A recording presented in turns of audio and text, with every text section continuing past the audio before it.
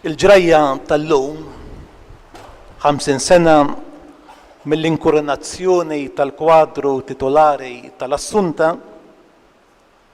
mhix biss okkażjoni biex nagħmlu memorja ta' avveniment storiku li jgħixet il-Knisja f'Għawdex f'dejn il-Knisja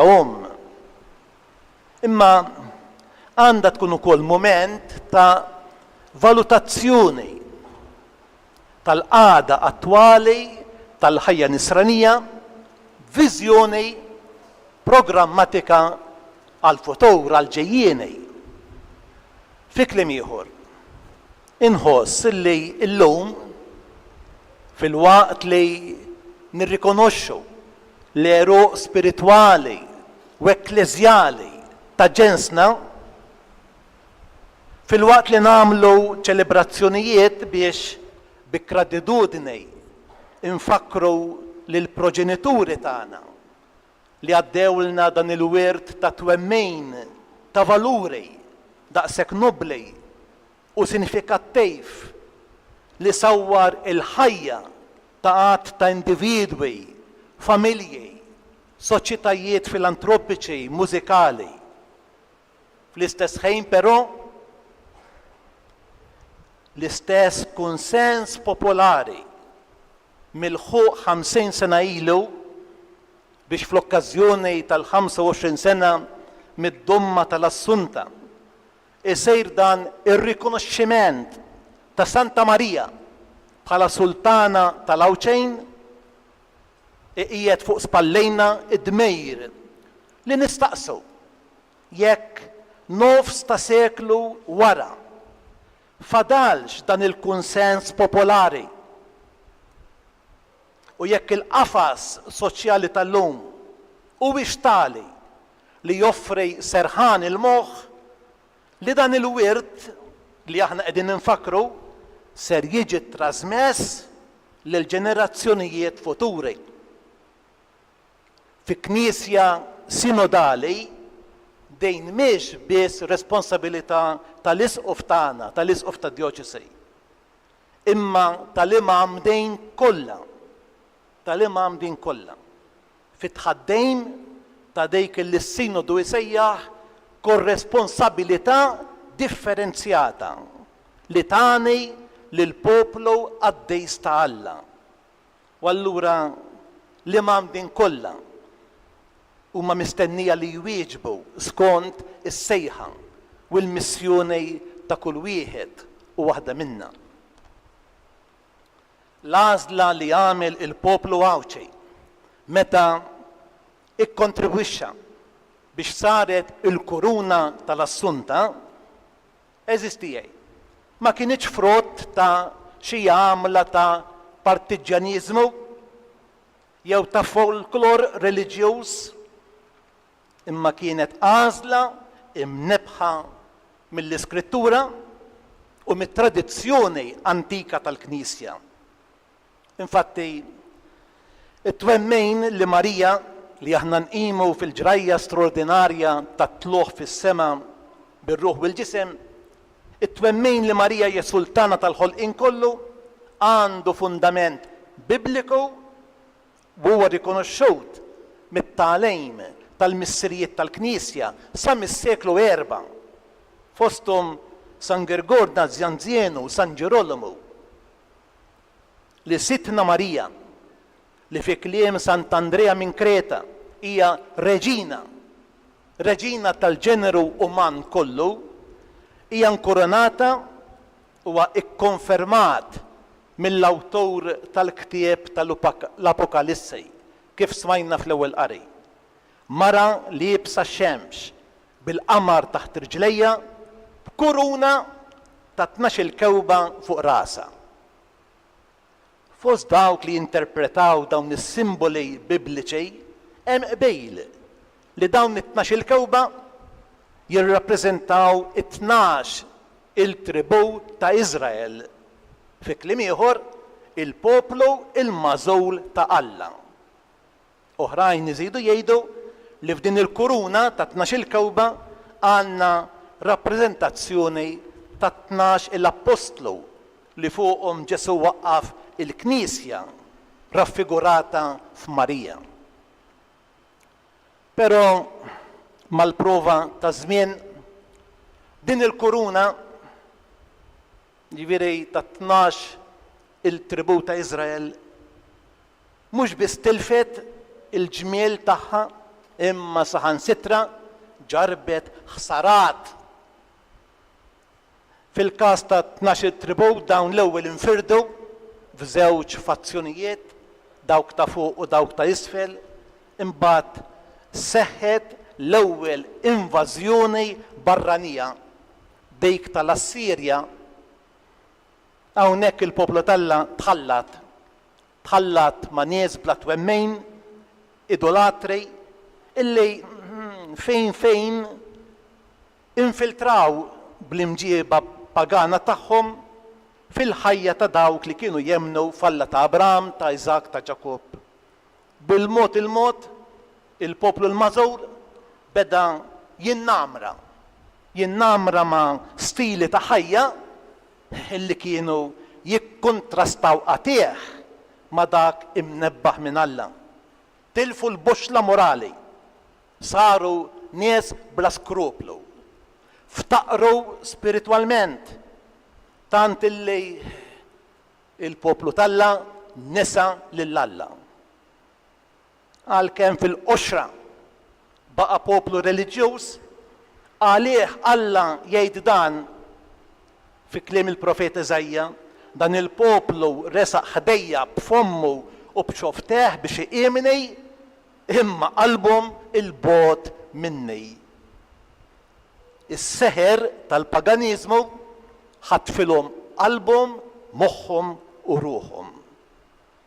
L-awtur tat-tieni ktieb ta' Slaten jiddiskrivi din l-invażjoni tal-Assirja f'dan il-kliem.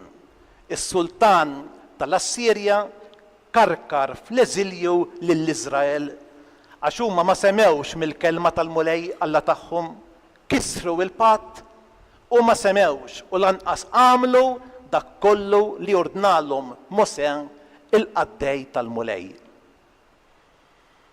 Kien frott ta' din l-esperjenza qarsa li wara għad ta' snejn fih dan il-fdal tal-poplu ta' Alla, il-fdal għax minn poplu kbir sar minoranza, dawn bdew jitkellmu dwar dik li sejħula restawrazzjoni ta' dan il-ġens li kien tilef l-identità tiegħu. Hekk reġgħet bdiet tixel il-fjamma tat-tama fil-qalb tal-poplu li beda jinbena mill-ġdejt. Il-bidu ta' dan il-proċess ta' tqejjejt mill-ġdejt ta' pedamenti soda għal dan il-poplu tafu x'kienet? Kienet is-sejba li jagħmel ir-re Ġożija ta' dik li nistgħu nsejħula il-ġebla tax-xewka li fuqha sserraħ il-binja kollha. Ġifieri is-sejba tal-ktieb għaddejs tal-kelma tal-Alla. Hemmhekk bdiet ir-restawrazzjoni.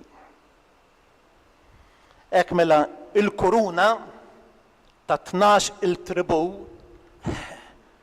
tkisret imma reġgħet bdiet tiġi restawrata.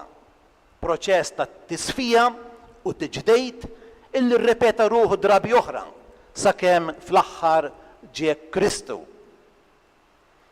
Eżistijej, bil-mandat moti lili mill-Papa il-Jun 14 biex f'din l-okkażjoni jikteb il-Papa f'littra insaħħaħ il-ferħ tal-Vanġelu lil poplu miġbur fl-imkien lilkom allura konxju li l-antenati tagħna fi kliem il-Papa l-Jun 14 żejnu b'kuruna ta' deb u ġawar mażul biex jesprimu l-imħabba li ma titfissirx bil-kliem ta' Alla lejn il-bnedmin, illum nixtieq nagħmel mistoqsija waħda. Aħna konxjej li l-kuruna li tilma fuq ras Santa Marija tagħna jista' jiġrila bħal kuruna ta' 12 kewba li tirrepreżenta 12 il-tribu ta' Iżrael jew aħjar il-poplu il-mażul ta' Alla? Din id-domanda li nixtieq inħallilkom. Aħna konxjej li kif ġara fl-istorja tal-poplu ta' Alla fi żmien qabel Kristu jista' jiġri wkoll li l-poplu għaddejs ta' Alla miksub bit-twelejt, bil-passjoni, il-mewt u l-qawmien tal-iben Alla u iben Marija. Aħna konxjej li fostna għaddejja invażjoni ta' qawwiet kulturali u pseudo-kulturali minn barra, kompliċi lokali li minnaħħa qed tkattar il-ġejt tal-ftejt u fl-istess ħin toħloq għamliet ta' faqar ġodda. Qed naqrilna it-teżor tal-valuri u l-virtujiet umani. Qiegħda tisseduċina gradwalment b'tali mod li saħansitra twassalna biex ninsew lill-Alla. U min jarmi lill-Alla eżistijaj jasal biex jarmi lill-bniedem. Qiegħda tqabbadna toroq li daħluna ġol-ħajt u b'konsegwenza li għandna qatt ta' persuni, qatt ta' familjej midruba anke gravament. Qiegħda tisir ilna il-libertà vera għaliex toħol ilna qatt ta' dipendenzi. Qiegħda twassalna biex nixtru il-karfa u narmu d-deb. Qed toffrilna il-pjaċir imma mhux il-ferħ.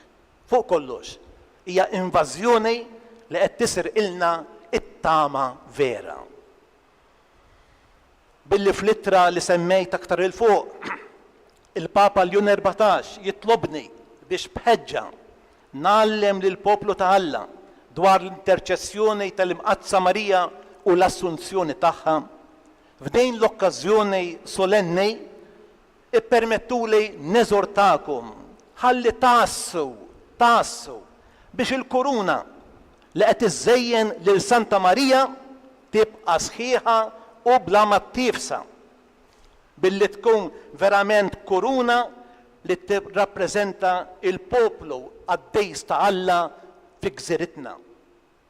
Jekk mir-riflessjoni li minn qalb nistedinkom tagħmlu taħt it-tmexxija għaqlija tal-isqof tagħna taraw li l-kuruna qiegħda tixxaqqaq, allura huwa urġenti li flimkien nieħdu bis-serjetà il-ħidma tar-restawrazzjoni li l-fundament tagħha huwa Kristu u l-Vanġelu tiegħu.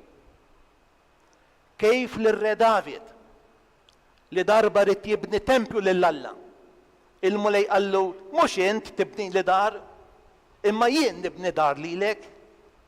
Hekk il-lejla nħoss lil Santa Marija li 50 sena ilu qednila l-kuruna u llum qegħdin nerġgħu inġeddu dan l-att reliġjuż nisemgħuha tgħidilna mhux intom tqiegħdu l-kuruna lili, imma jien nenkom tiksbu kuruna li ma titbielx.